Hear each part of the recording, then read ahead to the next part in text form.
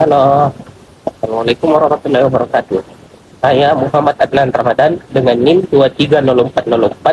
230404502046 dari program studi bimbingan dan konseling kelas BKD. Maksud saya membuat video ini untuk memenuhi ujian akhir semester mata kuliah sosio-antropologi. Baik, langsung saja. Yang pertama itu sosialisasi dan penyesuaian diri. Sosialisasi adalah proses di mana individu belajar dan menyesuaikan diri dengan norma, nilai, dan budaya dari kelompok atau masyarakat tempat mereka hidup. Di lingkungan sekolah atau kampus, sosialisasi terjadi melalui interaksi dengan teman sebaya, guru, dan staf administrasi. Proses ini juga membantu siswa memahami dan mematuhi aturan yang ada, seperti dengan penjelasan penyesuaian diri, dan juga serta membangun identitas sosial mereka. Contohnya itu seperti seorang siswa baru di universitas harus menyesuaikan diri dengan kehidupan kampus yang lebih mandiri dibandingkan dengan sekolah menengah. Misalnya itu kalau waktu sekolah menengah itu eh, guru yang menunggu kita di kelas dan kita datang ke kelas. Eh, Kalau di dunia kampus itu kita yang eh, kejar guru dosennya dan eh, kita yang menentukan kelasnya. Nah, lanjut lagi itu mereka itu harus belajar untuk mengatur waktu, mengikuti perkuliahan, beradaptasi dalam kegiatan ekstrakurikuler, dan membangun hubungan atau relasi dengan teman-teman baru. Selanjutnya itu pranata dan sertifikasi sosial. Pranata sosial adalah sistem norma dan aturan yang terstruktur dalam suatu masyarakat yang mengatur perilaku anggotanya.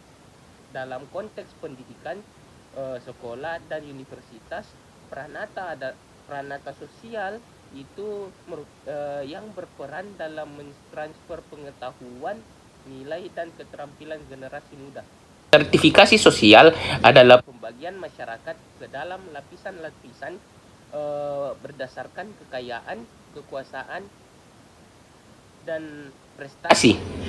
Dalam konteks pendidikan, sertifikasi sosial dapat terlihat dari akses dan kualitas pendidikan yang berbeda-beda di berbagai kelompok sosial. Misalnya seorang individu dari keluarga kaya mungkin memiliki akses ke sekolah-sekolah berkualitas tinggi dan fasilitas pendidikan yang lebih baik dibandingkan siswa dari keluarga yang kurang mampu.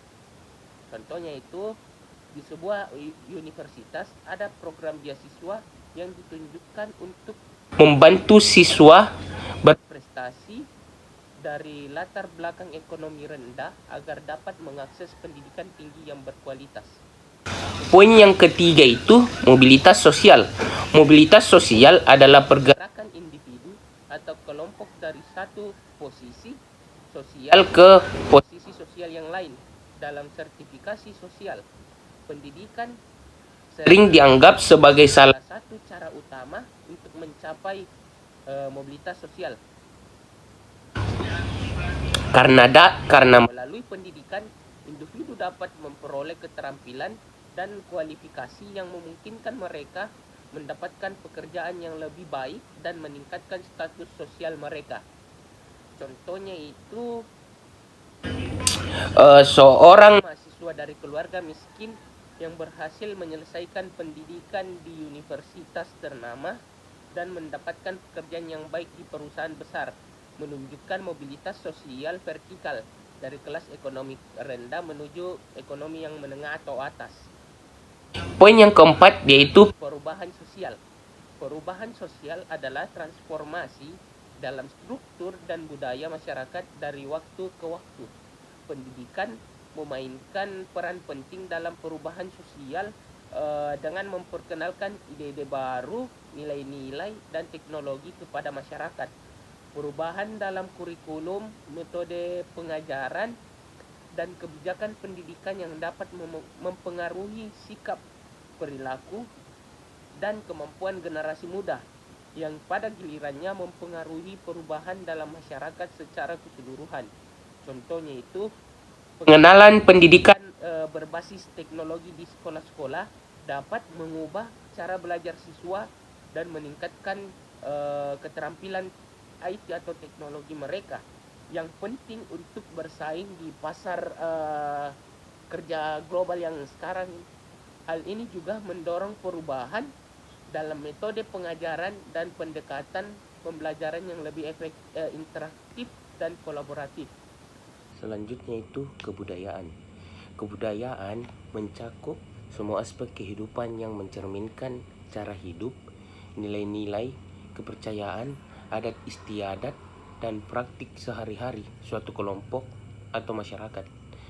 Dalam konteks sekolah atau dunia kampus, kebudayaan dapat dilihat melalui berbagai aktivitas dan interaksi yang terjadi di lingkungan pendidikan. Contohnya itu seperti perayaan hari besar nasional dan agama. Di sekolah, perayaan hari-hari besar seperti Hari Kemerdekaan, Natal, Idul Fitri, dan perayaan budaya lokal menunjukkan penghargaan terhadap keragaman budaya dan nilai-nilai yang dianut oleh masyarakat. Ini mencerminkan kebudayaan yang diterima dan dirayakan bersama oleh komunitas sekolah, memberikan siswa pemahaman tentang pentingnya menghormati dan merayakan berbagai tradisi. Selanjutnya itu transmisi budaya. Transmisi budaya itu merupakan proses di mana nilai-nilai, norma, dan praktik budaya diteruskan dari satu generasi ke generasi berikutnya. Dalam konteks pendidikan, transmisi budaya terjadi melalui metode formal dan informal. Contohnya itu seperti kurikulum sejarah dan kewarganegaraan. Mata pelajaran seperti sejarah dan kewarganegaraan mengajarkan siswa tentang budaya nasional, nilai-nilai, dan sejarah bangsa. Guru berperan sebagai agen transmisi budaya, membantu siswa memahami dan menghargai warisan budaya mereka. Kegiatan ekstrakurikuler seperti seni tradisional, tari, dan musik juga berfungsi sebagai cara untuk meneruskan budaya kepada generasi muda. Poin yang selanjutnya itu yaitu budaya-budaya belajar. Budaya-budaya belajar mengacu pada pola-pola dan kebiasaan belajar yang berkembang dalam suatu kelompok masyarakat. Dalam konteks sekolah atau kampus, budaya belajar dapat bervariasi dan dipengaruhi oleh berbagai faktor, seperti budaya belajar mandiri versus kolaboratif. Di beberapa sekolah atau kampus ada penekanan kuat pada pembelajaran mandiri di mana siswa didorong untuk belajar sendiri dan mengembangkan inisiatif pribadi. Ini mungkin terlihat dalam sistem ujian yang sangat kompetitif atau tugas individual. Di sisi lain, ada juga institusi yang menekankan pembelajaran kolaboratif di mana siswa sering bekerja dalam kelompok untuk menyelesaikan proyek atau tugas ini. Ini menciptakan lingkungan di mana berbagai pengetahuan dan kerjasama sangat dihargai.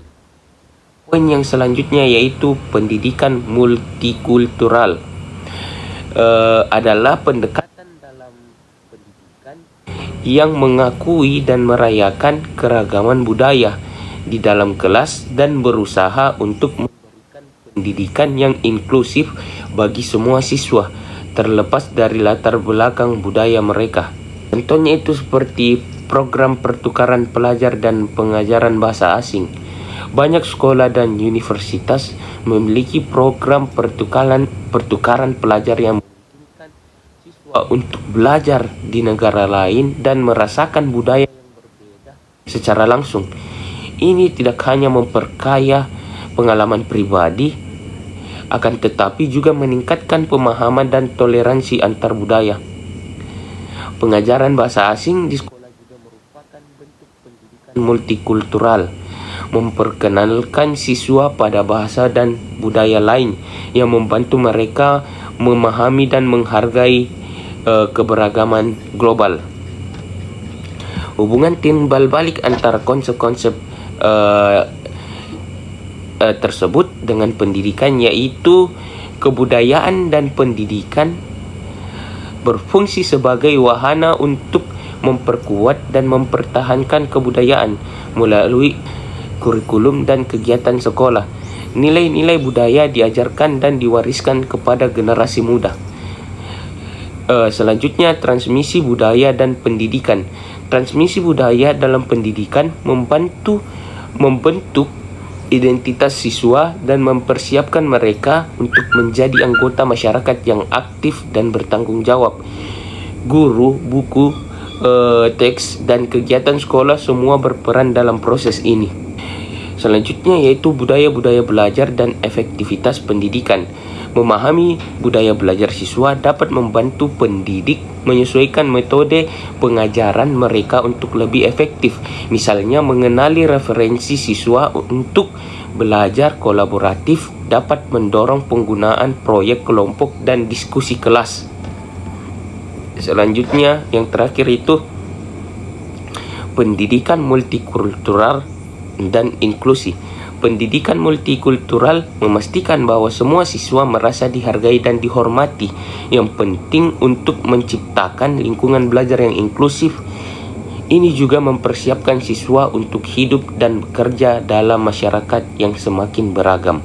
Kan ideal menurut tokoh pendidikan Indonesia yaitu Ki Hajar Dewantara, salah satu tokoh pendidikan terkemuka di Indonesia, menekankan pentingnya pendidikan yang bersifat holistik, mengembangkan 3 aspek utama, cipta, rasa, dan karsa.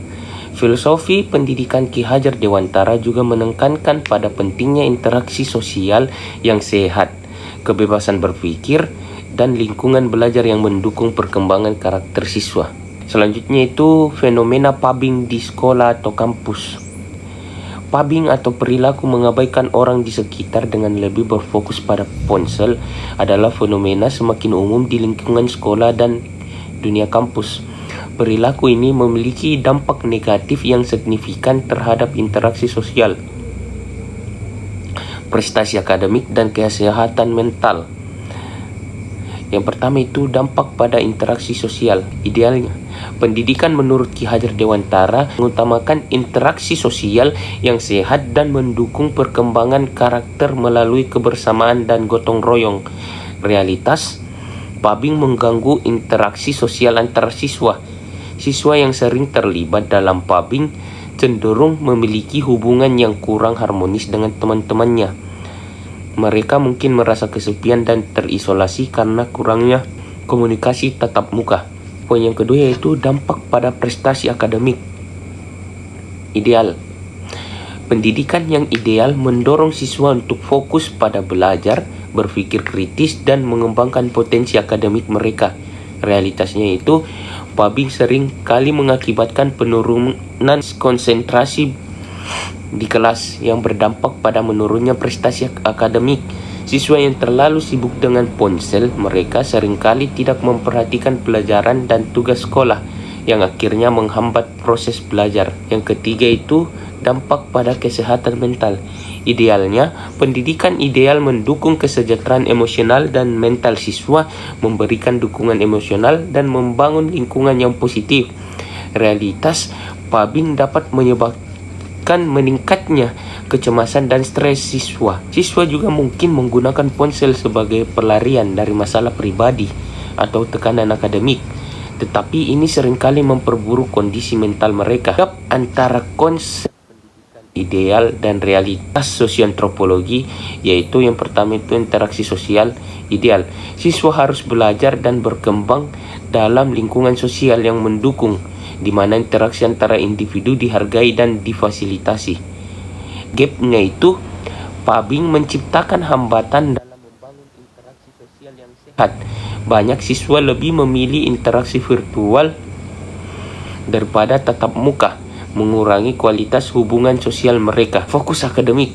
Ideal, pendidikan harus mendorong siswa untuk fokus pada kegiatan akademik dan intelektual, mengembangkan kemampuan berpikir kritis dan analitis. Gapnya itu, distraksi dari ponsel mengganggu fokus siswa pada pelajaran. Pubbing menyebabkan siswa kehilangan kehilangan banyak informasi penting selama proses belajar mengajar yang berakibat pada penurunan prestasi akademik.